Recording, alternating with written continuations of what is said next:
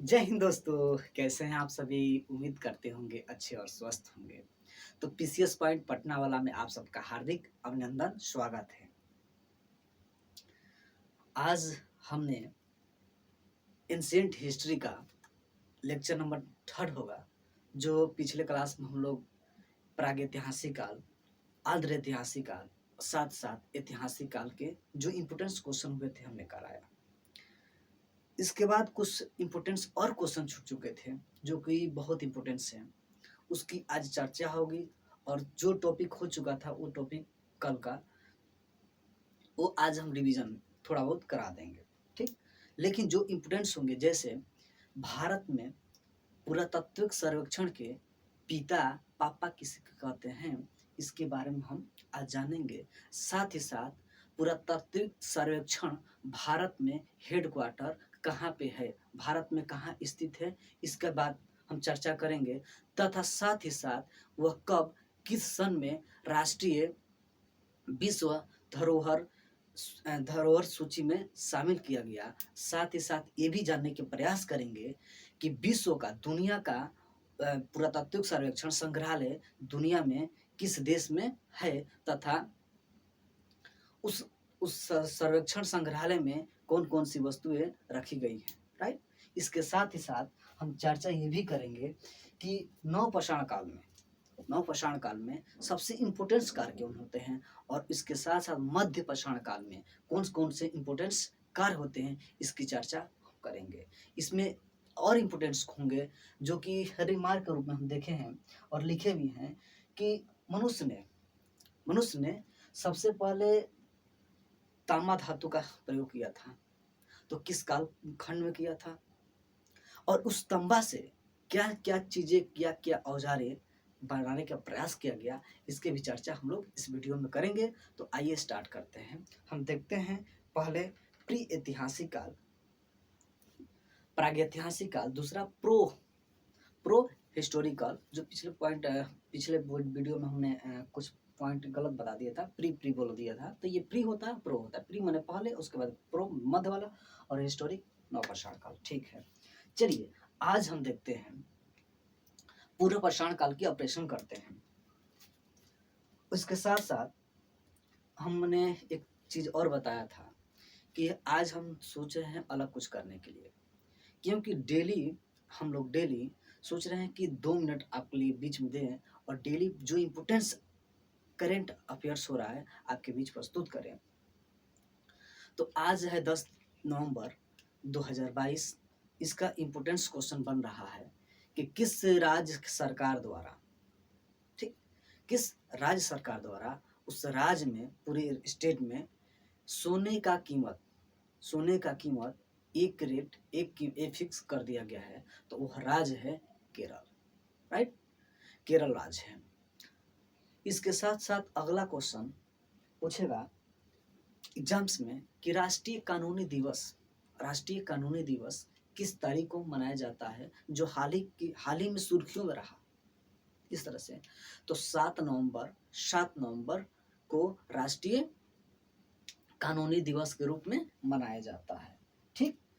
और दूसरा क्वेश्चन हो गया, तीसरा क्वेश्चन से कि किस स्टेट द्वारा क्या किया गया, ग्लोबल इन्वेस्टर्स, किस राज्य के द्वारा भारत देश में ग्लोबल इन्वेस्टर्स के रूप में क्या बोलते हैं, सबमिट किया गया है, उस राज्य का क्या नाम है, ठीक। तथा किसकी अध्यक्षता में किया गया, ये भी पूछ सकता है।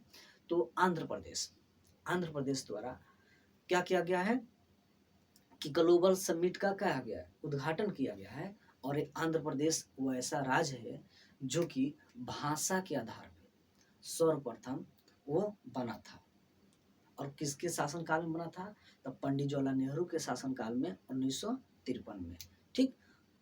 अगला क्वेश्चन, 3 क्वेश्चन हो गए। 4 नंबर क्वेश्चन है कि बोफोर्स एक रिपोर्ट देती है, संस्था है, और वो कहा है कि भारत में कौन ऐसी कंपनी है जो सबसे अच्छा नियोक्ता कर्मचारियों की अच्छी देख रेख, साथ ही साथ वर्क की सूची में पहला स्थान प्राप्त की है, नियोक्ता के रूप में पहली कंपनी जो प्राप्त की है तो वो है रिलायंस इंडस्ट्रीज। ठीक, ये है भारत के जो जियो के नाम से जाने जाते हैं, रिलायंस इंडस्ट्रीज जो मुकेश अंबानी की है, राइट। उसके बाद 5 नंबर क्वेश्चन है कि हाँ, शिशु संरक्षण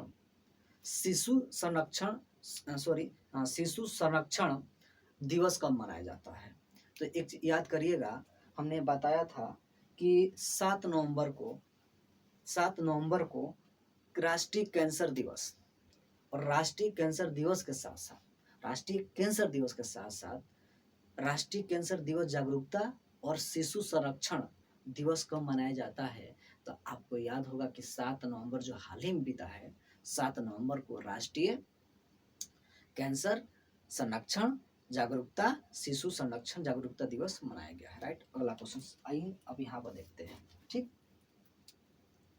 हमने पूरा पाषाण काल का हमने कालखंड पढ़ चुका था। इम्पोर्टेंस है, देखिए उसके बारे में चर्चा करेंगे कि सबसे पहले हमने वो क्वेश्चन पढ़ा था कि अखेट काल, यानी शिकार करना ये लोग प्रारंभ कर चुके थे, सीख चुके थे पूरा पाषाण काल में। ठीक, पूरा पाषाण काल में उसके साथ साथ भारत में जो हम अब क्वेश्चन बता रहे थे कि भारत में जो एमपी है, मध्य प्रदेश है, शैल चित्रों के क्या मिलते हैं, साक्ष्य मिलते हैं जो तीनों कालखंड में है। ठीक, और तीनों कालखंड में है जो मध्य प्रदेश में है, भीमबेटका क्षेत्र में जो प्रसिद्ध है। तो इसकी खोज सबसे पहले किसने किया, तो इसका खोज श्री विष्णु श्रीधर वाकरकर ने, इतना याद करिए, श्री विष्णु श्रीधर ने 1957-58 के दौर में ईस्वी में क्या किए, खोज किए तीनों कालखंड का, राइट। इसके बाद एक क्वेश्चन और बनेंगे जो इम्पोर्टेंस होते हैं कि भारत में सर्वप्रथम 1863 ईस्वी में रॉबर्ट ब्रूस फूट ने क्या किया, औजार की खोज किया। ठीक, औजार का क्या किया, खोज किया सर्वप्रथम। इसके साथ साथ इनको क्या कहा जाता है, तो पुरातात्विक सर्वेक्षण के पिता के रूप में, साथ ही साथ इनको भूगर्भिक वैज्ञानिक पिता के रूप में जाना जाता है, क्योंकि इन्होंने औजारों की खोज करने के साथ साथ ये भूगर्भिक पृथ्वी के भूगर्भ में इन्होंने क्या किया, रिसर्च करते थे, और वो भूगर्भिक के संदर्भ में इन्होंने बहुत सी साक्ष्य को क्या किया, सर्च किया, और यह साबित किया और बताया भी कि इनको ये जो हैं, ये साक्ष्य हैं इस कालखंड के हैं, और ये जो औजार हैं इस कालखंड के हैं, इन्होंने बताया। इम्पोर्टेंस जो 1863 याद करिए। ठीक, रॉबर्ट ब्रूस बूट ने, राइट। अगला पॉइंट देखिए, हमने जो बताया था अभी शुरुआत में कि इन भारत में पुरातात्विक सर्वेक्षण की हेडक्वार्टर कहाँ है, मध्य प्रदेश में, भोपाल में। ठीक, और मध्य प्रदेश के भोपाल में क्या है, हेडक्वार्टर है। ठीक, तो इसकी स्थापना कब की जाती है, तो याद रखिएगा इसकी स्थापना 1991 में किया जाता है। साथ ही साथ इसको 2003 में यूनेस्को के विश्व धरोहर सूची में क्या किया जाता है, शामिल कर लिया जाता है, राइट। इसके बाद ये तो हो गया भारत का। क्वेश्चंस पूछेगा कि वर्ल्ड का पुरातात्विक सर्वेक्षण संग्रहालय कहाँ है, तो ये आप जानते होंगे कोपेनहेगन, जो कि कहाँ है, डेनमार्क में है, राइट। अब डेनमार्क में है, डेनमार्क के संग्रहालय में है, और उनके जो क्या बोलते हैं, उस संग्रहालय में, डेनमार्क के संग्रहालय में बहुत से साक्ष्य क्या है, मौजूद है, रखा गया है उस संग्रहालय में। क्वेश्चन बन रहा था कि जो भारत के पुरातात्विक सर्वेक्षण थे, उनके पिता किसको कहा जाता है, तो आपको जानते हैं कि अलेक्जेंडर कनिंघम को माना जाता है, राइट। उनके पिता हैं कनिंघम जी। ठीक, इसके बाद हम आएंगे, जो इम्पोर्टेंस था हमने बता दिया, ठीक। इसके बाद हम आएंगे मध्य पाषाण प्रो हिस्टोरिक काल में। तो मध्य पाषाण काल में हमने पढ़ा था जो इम्पोर्टेंट चीजें हो चुकी थी कि मनुष्य ने क्या कर चुका था, खाद्य संग्रह करना क्या कर चुका था, प्रारंभ कर चुका था। और जब प्रारंभ करेगा तो जाहिर सी बात है कि कृषि की भी क्या होगी, मतलब कहीं ना कहीं प्रारंभिक अवस्था आ जाएंगी। लेकिन नवपाषाण काल आते आते कृषि को अस्थायी रूप से क्या किया कर दिया गया, देखा गया, माना गया कि कृषि अस्थायी रूप से क्या होने लगी, उत्पादित होने लगी। साथ ही साथ हमने पढ़ा भी था कि कुत्ता को पालतू जानवर के रूप में, पशुपालन के साथ साथ कुत्ता को पशुपालन के रूप में हमने क्या कर दिया, पालना प्रारंभ कर चुका था, ठीक, और मानना भी प्रारंभ कर चुका था। उसके बाद हम ये भी देखे थे कि मध्य पाषाण काल को माइक्रोलिथ काल कहते हैं। क्यों माइक्रो माने छोटा, इस जो काल था प्रागैतिहासिक काल, पूरा पाषाण काल, तो पूरा पाषाण काल में ये जो औजार बनते थे, पत्थर के औजार बनते, थोड़े बड़े बड़े बनते थे। लेकिन जैसे जैसे कालखंड बीतता है तो उसमें क्या होता है, मध्य पाषाण काल में ये जो पत्थर के औजार बनते थे अब नुकीला बनने लगे। और नुकीला बनने के साथ साथ तांबा, उसमें तांबा के पाइप को जोड़ा लेते थे या किसी और चीज का, वो पत्थर को उसमें हलाकर नुकीला बना लेते थे और शिकार करने के लिए क्या करते थे, उसका प्रयोग करते थे, राइट।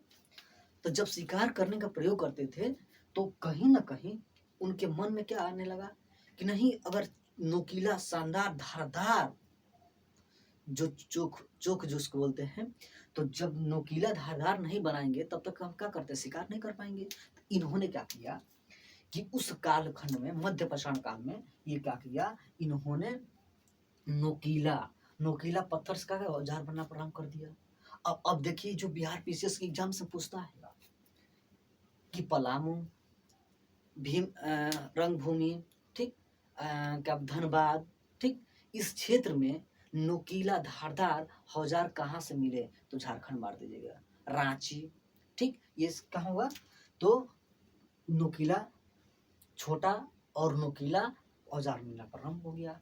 इसके साथ साथ हमने बताया था कि पूरा पाषाण काल में शैल चित्रों के चित्रकारी जो मिलते थे। अब चित्रकारी कैसे करते थे, वैसे प्रमाण भी नहीं मिला है। तो अब देखिए प्रमाण मिला है। अब देखिए यहाँ पे कोई आदमी बन गया, राइट। अब यहाँ पे कोई वस्तु को ऐसे बना दिया और यहाँ इसको मारने का प्रयास कर रहे हैं, ठीक, दीवारों पे, पत्थरों पे इस तरह से खुदा खुदा कर। तो इससे जो सर्वेक्षण करता थे उससे जाहिर लगाते हैं, क्या लगाते हैं कि कहीं ना कहीं इनके जो मन थे, इनके मस्तिष्क हैं, कहीं नहीं शिकार करने के लिए प्रेरित करते होंगे, ठीक। तो इस तरह से जानकारी और इस तरह से हम लोग साक्ष्य जुटाने का प्रयास करते हैं और पता चलता है। अगला देखेंगे, इसको मानव द्वारा सर्वप्रथम मध्य पाषाण काल में अस्थि पंजर, अस्थि माने हड्डी के पंजर, मन मनुष्य के हड्डी का पंजर का हड्डी का अवशेष मिले हैं। अब देखेंगे, पूछेगा कि बिहार के किस क्षेत्रों में मिला है, तो याद करेगा सारण, छपरा, जो प्रमंडल के रूप में है, सारण, छपरा, सिवान, गोपालगंज के रूप में। तो इसमें देखिएगा मध्य पाषाण काल में कुछ मिलते हैं जो झारखंड साइड में है, सारण, छपरा के क्षेत्र में मिलते हैं, ठीक। इसके साथ साथ कुत्ता हमने बताया था, कुत्ता पालतू जानवर को क्या पालना प्रारंभ कर चुके थे।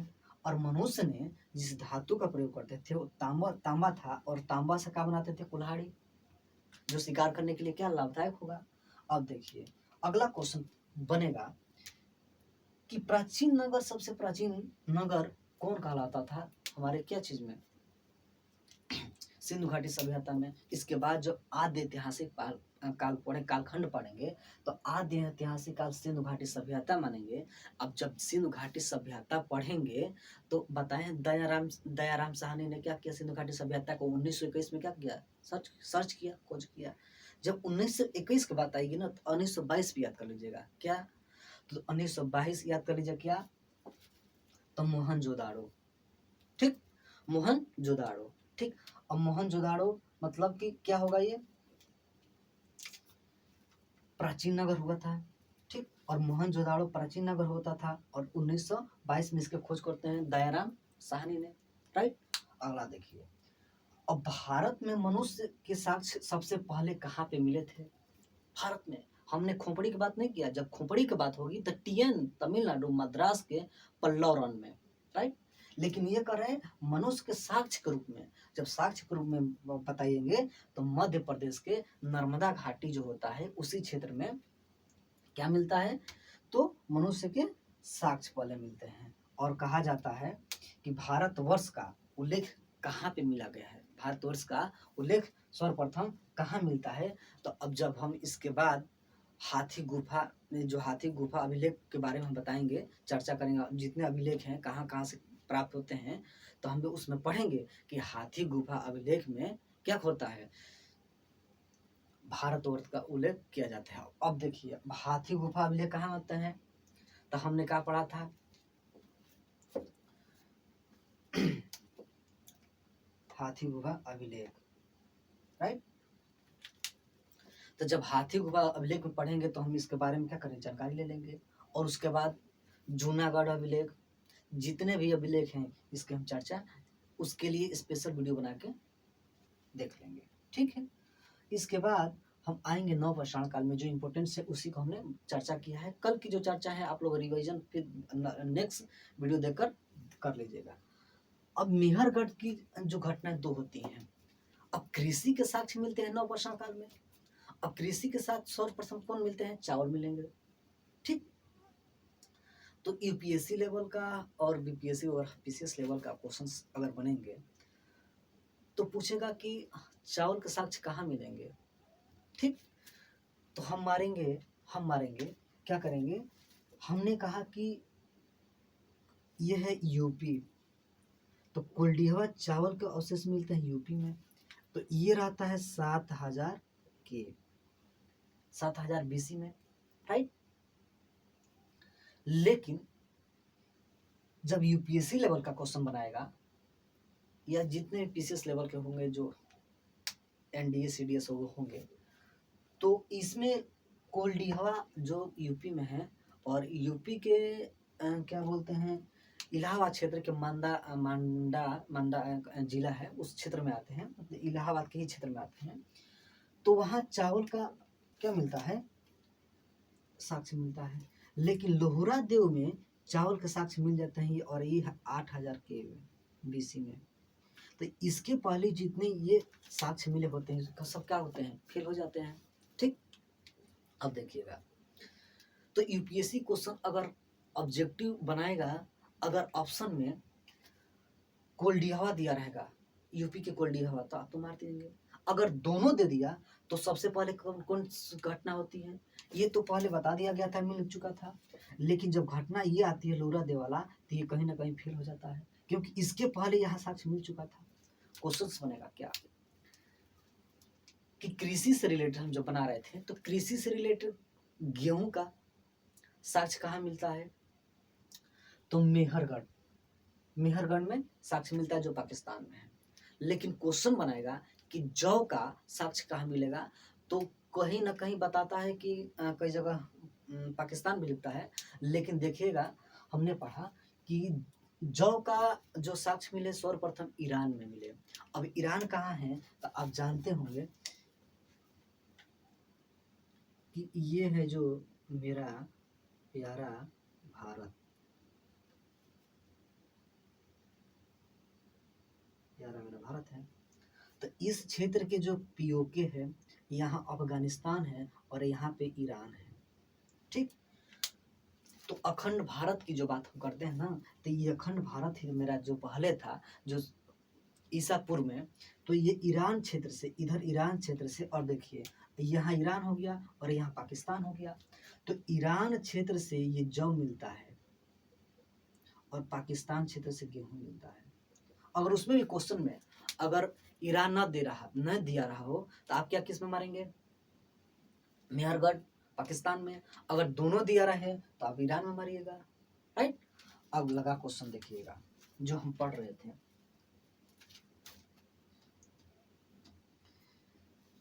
ये चावल की बातें हो गई, जौ की बातें हो गई, गेहूं की बातें हो गई, ये कृषि से रिलेटेड। बिहार पीसीएस वाले क्वेश्चन बनाएगा कि उत्तर बिहार में उत्तर बिहार में कुछ हड्डियों का साक्ष्य मिला है।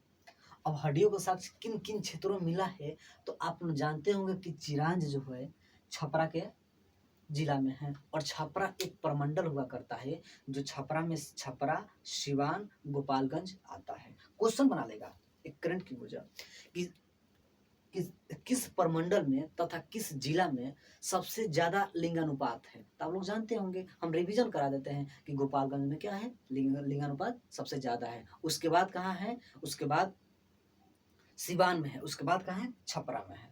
लिंगानुपात की बातें करें, और ये तीनों कहाँ है, छपरा प्रमंडल में है। राइट, अगला देखते हैं। तो देखिए इसमें देखेंगे कि जो चेचर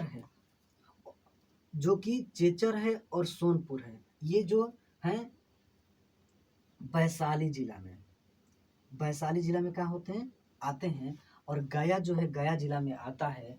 और मनेर जो पटना में स्थित है, ये हड्डियों का अवशेष मिलता है, हड्डियों का साक्ष्य मिलता है, हड्डियों का अवशेष मिलता है, ये इंपॉर्टेंस हुआ। अब आएगा एक मृदभांड, क्वेश्चन बनाएगा कि सबसे ज्यादा मृदभांड कहाँ पाया गया था, उसका साक्ष्य कहाँ पाया गया था। तो मृदभांड जो है मिट्टी का बर्तन।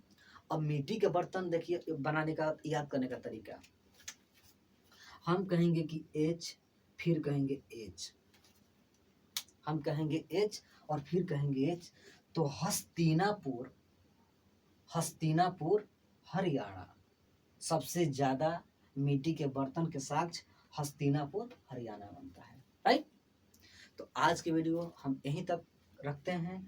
नेक्स्ट वीडियो में हम प्रयास करेंगे और कि आद्र ऐतिहासिक काल की जब सिंधु घाटी सभ्यता स्टार्ट करेंगे तो उसका ऑपरेशन करेंगे। और आप लोग कमेंट करके बताइए वीडियो कैसा लगा और इसके अंदर मेरा कंटेंट कैसा रहा, और आप लोग मुझे सपोर्ट करिए। ठीक, लाइक करिए, कमेंट करिए और बताइए कि कैसा मेरा वीडियो रहा और इसमें कंटेंट और डालने की आवश्यकता है कि नहीं। मैंने तो अपने तरफ से बहुत प्रयास किया है। तो आज की वीडियो यहीं पर रखते हैं। Thank you so much.